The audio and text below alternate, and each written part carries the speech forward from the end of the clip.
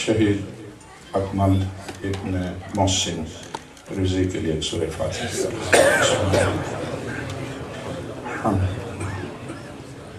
الرحمن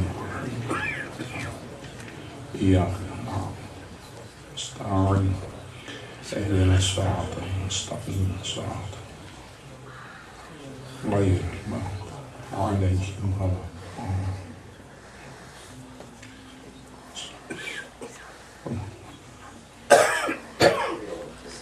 اللهم ارحمه واسكنه في فسيح جنتك واحشره مع حسين واولاد الحسين عليهم الصلاه والسلام. اعوذ بالله من الشيطان اللعين الرجيم. بسم الله الرحمن الرحيم. الحمد لله الذي لا يبلغ مدحته القائلون ولا يحصي نعماء العادون ولا يؤدي حقه المجتهدون. الذي لا يدركه بعد الهمم ولا يناله غوث الفتن. الذي ليس لصفته حد محدود ولا نعت موجود ولا أجل ممدود ولا وقت معدود. فطر الخلائق بقدرته ونشر الرياح برحمته وودد بالصخور ميدان أرضه. ثم الصلاة والسلام على أشرف الأولين والآخرين خاتم النبيين الذي دنا فتدلى فكان قاب قوسين وأدنى. حبيبنا وحبيب إله رب العالمين أبي القاسم محمد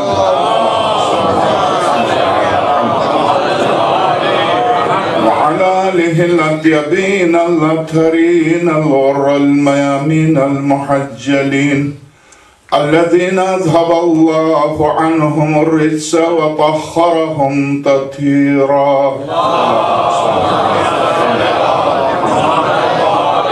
واللعنة الدائمة على أعدائهم أجمعين من أول يوم ظلمهم إلى لقاء يوم الدين. وبعد فقد قال الحكيم بسم الله الرحمن الرحيم. ولا تحسبن الذين قتلوا في سبيل الله أمواتا بل أحياء عند ربهم يرزقون فرحين بما آتاهم الله من فضله ويستبشرون بالذين لم يلحقوا بهم من خلفهم ألا خوف عليهم ولا هم يحزنون. يستبشرون بنعمة من الله وفضل وأن الله لا يضيع أجر المؤمنين. صلوات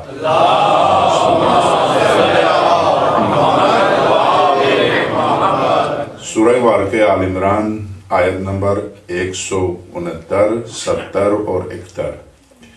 چونکہ خواہش تو سب کی ہے کہ میں کھل کے پڑھوں مگر کل مجھے احساس ہے کہ سب کو جعفر جانا ہے.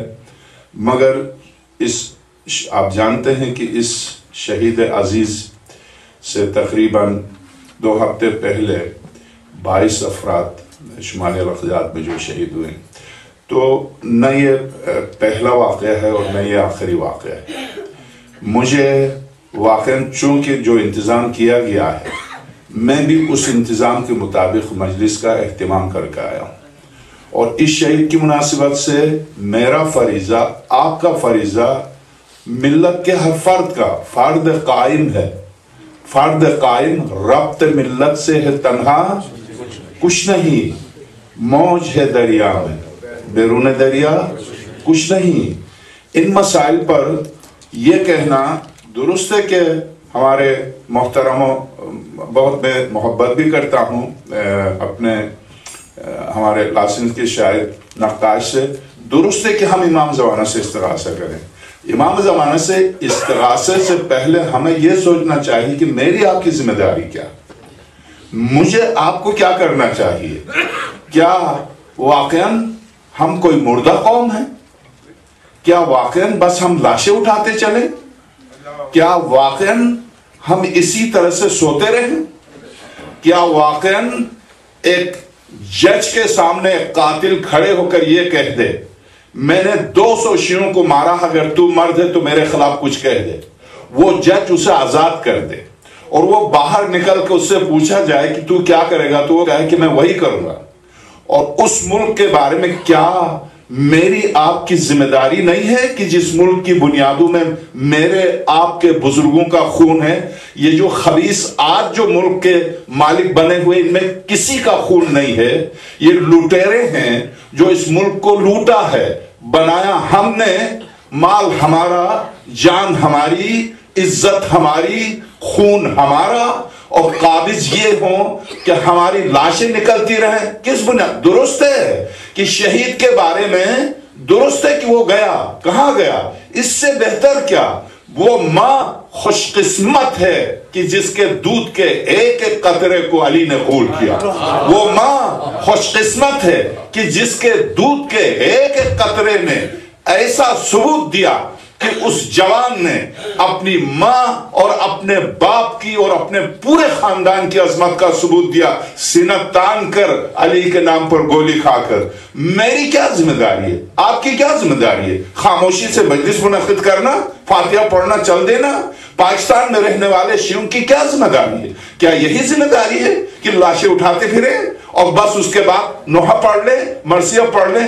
کیا دین مقدس نے مجھے آپ کو یہی تربیت دی ہے؟ درست ہے مکتبہ اہل البیت نے قتل سے منع کیا ہے، ہرگز ہم قاتل، ہم مقتول ہوں گے، قاتل نہیں ہوں گے، ہم مظلوم ہوں گے، ظالم نہیں ہوں گے، مگر مظلوم کس حد تک؟ مگر کیا قرآن نے یہ نہیں کہا القتل فی القتل، قتل کے بدلے میں قتل ہے؟ جب قتل ہو تو اب خاموشی نہیں ہے، اب جب لاش نکلے تو اب خاموشی نہیں ہے، اب خاموشی کا نام شرافت نہیں ہے، بزدلی ہے۔ اے بدر و حنین کے بھاگنے والے، وہ دلیر بن کر میرے دروازے پر آ جائیں اور میرے خون سے دین ان تک پہنچا ہے، یعنی دین نہ تو یہ دین میں تھے نہ یہ دنیا میں تھے، یہ کہاں تھے؟ شہزادی کونین کا خطبہ یہ کہاں تھے؟ میں اگرچہ آج پوری تفصیل سے پڑھنے کے لیے میں بخاری سے، مسلم سے، امام نسائی کی کتاب یہ طبقات کبریٰ سے، اسی طرح سے احمد ابن حنبل کی مسند سے، ساری کتابوں کو ذہن میں جمع کر کے آیا ہوں کہ اگر کھل کے بولنے کا موقع ملے تو قرآن کریم سے پوری طرح ثابت کیا جائے عثمان کو کس نے قتل کیا، کنہوں نے قتل؟ بیعت رضوان میں جو شریک تھے انہوں نے عثمان کو قتل کیا، اور بیعت رضوان میں جو شریک تھے ان کی تعریف قرآن نے کیا کی؟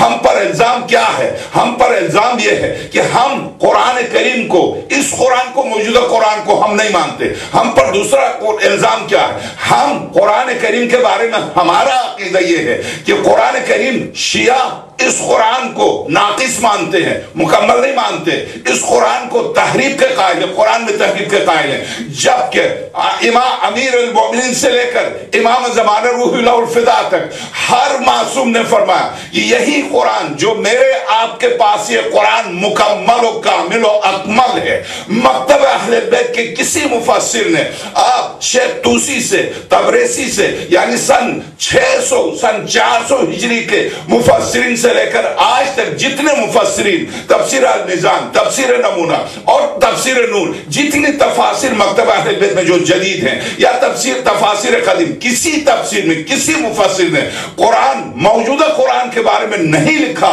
یہ قرآن ناقص ہے، نہیں لکھا۔ سارے مراجع متفق ہیں یہ قرآن مکمل ہے۔ ہاں اگر ہمارے پاس کوئی قرآن ہے تو پھر تم کیوں کہتے ہو تمہارے پاس کوئی قرآن ہے جو تمہارے امام زمانے لے کے آئیں گے؟ تو آئیے، یہ آپ کوئی بھی سنی تفسیر اٹھا کے دے گی، کوئی بھی تفسیر، کوئی بھی، میرے پاس یہ دور منصور ہے، جلال الدین سیوطی کی دور منصور ہے، اس میں کوئی بھی تفسیر، زمخشری کی تفسیر کشاف اٹھا کے دیکھیے، فخر الدین رازی کی تفسیر کبیر اٹھا کے دیکھیے، جلال الدین سیوطی کی یہ تفسیر اٹھا کے دیکھیے، خالصی کی تفسیر ظلال القرآن اٹھا کے دیکھیے۔ میں 100 تفاسیر سنت، اہل سنت کی 100 تفاسیر بتا دوں ایک ایک صفحے کے ساتھ، مگر چونکہ ایک شہید کی مجلس ہے اور وقت میرا بہت محدود ہے اس محدود وقت میں میرے پاس اتنا وقت نہیں کہ میں ایک ایک صفحے کو بتا دوں کہ سنی کس چیز کے قائل ہیں. قرآن کریم کے بارے میں لکھتے ہیں یہ ہے، میں صرف ایک تفسیر مثال کے طور پر پیش کر سکتا ہوں،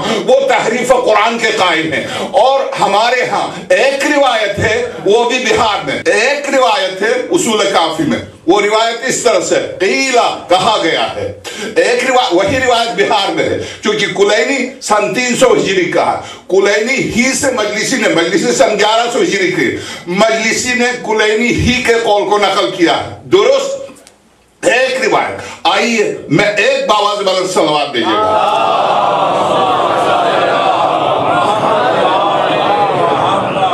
تفسیر در منصور صفحہ 1197، آخری سورہ والناس کے بعد. آپ سب جانتے ہیں قرآن سورہ ہم سے شروع ہوتا ہے، سورہ والناس پر ختم ہوتا، مگر اہل سنت کے ہاں والناس پر ختم نہیں ہوتا. اہل سنت کے ہاں یعنی وہاں خاص طور سے، اب چونکہ سب سامنے ہیں تو اب میں آپ کی خدمت درج کروں، یہ شافعی ہے، یہ حنفی نہیں ہے، یہ مالکی نہیں ہے، یہ حنبلی نہیں ہے، یہ جلال الدین سیوطی شافعی ہے. اس کی تفسیر شافعی تفسیر ہے، اور بعینہ یہی تفسیر زمخشری کی ہے جو کہ مالکی ہے. یہی تفسیر موطا نے، امام مالک کی کتاب ہے موطا، یہی تفسیر ہے. بخاری نے یہی تفسیر بیان کی ہے. کیا کہ قرآن کریم کی 116 صورتیں تھیں. کہاں وہ دو صورتیں؟ کہاں وہ دو صورتیں؟ اس وقت قرآن کی 114 صورتیں. سورہ ہم سے شروع ہو کر سورہ والناس پر ختم ہوتا. اس پر سارے مکتب اہل بیت کے سارے مراجع، سارے علماء متفق، ہماری ساری تفسیر کوئی مائی کا لال آئے میں جس طرح سے دکھاتا ہوں، مکتب اہل بیت کی کوئی تفسیر اٹھا کر آئے جو دکھا دے کہ کسی مفسر نے یہ کہا ہو کہ اس قرآن میں صورتیں نہیں ہیں. تمہاری تفسیر میں 2 صورتیں نہیں ہیں. تمہاری تفسیر میں عمر سورہ ہم کو غلط پڑھتے تھے. سورہ ہم کی تفسیر اٹھا کے دیکھیے. عمر اپنی نماز میں جب سورہ ہم کی تلاوت کرتے تھے الحمدللہ رب العالمین غیر المغضوب علیہم غیر الضالین پڑھتے تھے، ولا الضالین نہیں پڑھتے تھے. کیا اس شخص نے پیغمبر کے پیچھے کبھی نماز نہیں پڑھی تھی؟ اگر اس نے پڑھی تھی تو کیا اس کو سورہ ہم بھی یاد نہیں تھی؟ ارے تجھ پر واقعا میں کیا کہوں، جسے تو خلیفہ مانتا اس نے زندگی میں ایک رکعت نماز صحیح نہیں پڑھی. جسے سورہ ہم صحیح یاد نہیں تھی، جسے تو خلیفہ مانتا ہے، اگر وہی خلیفہ تھا جسے سورہ ہم یاد نہیں تھی، یا تو اس کو یاد نہیں تھی یا وہ یہ سمجھتا تھا کہ قرآن جو لکھا گیا وہ غلط لکھا گیا. اور اگر وہ یہ سمجھتا تھا کہ قرآن غلط لکھا گیا تو پہلا کافر عمر ہے، اس لیے کہ وہ تحریف کا عقیدہ رکھتا. اگر وہ یہ سمجھتا تھا قرآن میں کمی ہو گئی ہے تو پہلا شخص جو تحریف و قرآن کا اعتقاد رکھتا وہ عمر ہے. عمر کا قول ہے 10 ملین حروف اوپر سے نازل ہوئے تھے. اس موجودہ قرآن میں 1 ملین بھی حروف نہیں ہے، 3 لاکھ بھی نہیں ہے. اس موجودہ قرآن میں وہ آدھا. عمر کہتا سورہ احزاب، سورہ تفسیر کبیر فخر الدین رازی، تفسیر زمخشری اور اسی طرح سے تفسیر کبیر، یہ جتنے مفسر لکھتے ہیں عمر کہتا کہ سورہ احزاب سورہ بقرہ کے 2 برابر تھی. سورہ بقرہ کے اگر سورہ احزاب 2 برابر تھی تو سورہ بقرہ کی 280 سے زیادہ آیتیں ہیں، سورہ احزاب کی صرف 73 آیتیں ہیں. وہ یعنی اس کی 200 آیتیں سورہ احزاب کی کہاں گئی؟ موجودہ سورہ احزاب میں صرف 73 آیتیں. عمر کہتا سورہ احزاب میں 280 سے زیادہ آیتیں تھی. تو 280 سے زیادہ آیتیں تھی تو موجودہ سورہ بقرہ سے لمبی تھی سورہ احزاب، وہ ساری آیتیں کہاں گئی؟ تو آپ یہ روایتیں نہ ایک میں نہ 2 میں جس نے بھی تفسیر لکھی ہے سب نے تفاسیر میں لکھا کہ عمر کا قول یہ. اب میں ایک جملہ، چونکہ آپ یہ انٹرنیٹ پر جا رہی ہے، اب چونکہ آپ نے خواہش کی ہے ایک لفظ میں آپ کی خدمت میں عرض کیے دیتا ہوں. تحریف قرآن کی بنیاد پر مجھے اور آپ کو کافر قرار دیتے ہیں. ایک بات جس کی وجہ سے میرے آپ کا قتل ان کے ہاں جائز ہے. کیوں؟ ہم تحریف قرآن کے قائل ہیں. ہم قائل ہیں یا تم قائل ہو؟ ہمارے قرآن میں ایک تفسیر کوئی تفسیر اٹھا کے دکھا دو بازار میں ملتی ہے، کسی مرجع کی، کسی مجتہد کی، کسی کی تفسیر اٹھا کے دیکھو، کسی مفسر نے یہ لکھا ہو کہ قرآن کی کچھ صورتیں نہیں ہیں. پھر آؤ ہم سے